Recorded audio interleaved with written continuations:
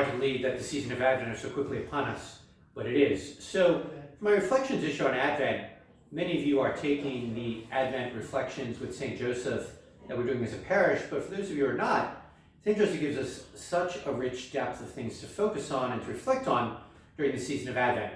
So each week of Advent, I'm going to be picking one attribute we see in St. Joseph and how we can learn from that in our own Advent journey.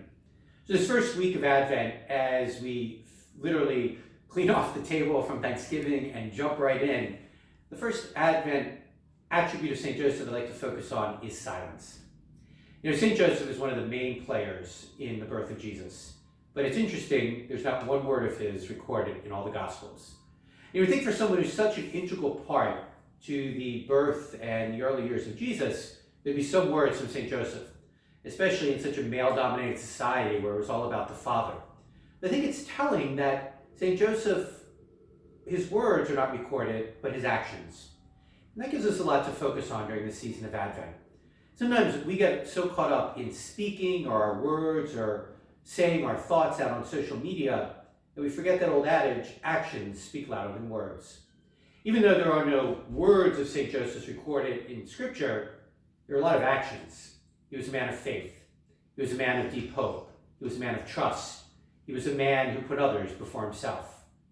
St. Joseph doesn't tell us anything about himself, but yet his actions speak volumes. During this first week of Advent, maybe we should focus more on what our actions are saying than our words.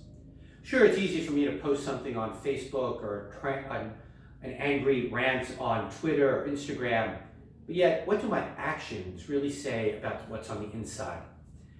Sometimes we get so caught up in the talking that we fail to realize that our actions are saying something completely different. Advent calls us to be ready for the coming of Christ. Not only to be ready for the day of Christmas, but much more importantly, to be ready to allow him to be reborn in our hearts. During this first week of Advent, maybe all of us need to focus on what are my actions saying about what's really in my heart. Is my heart really ready for Christ? Or are my actions saying that my heart's filled with selfishness, bitterness, anger, lust, etc., etc.?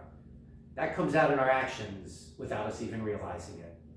If I really want to welcome Christ during the season of Advent and to celebrate his birth at Christmas, then my actions need to speak that I have a heart that's ready to receive him.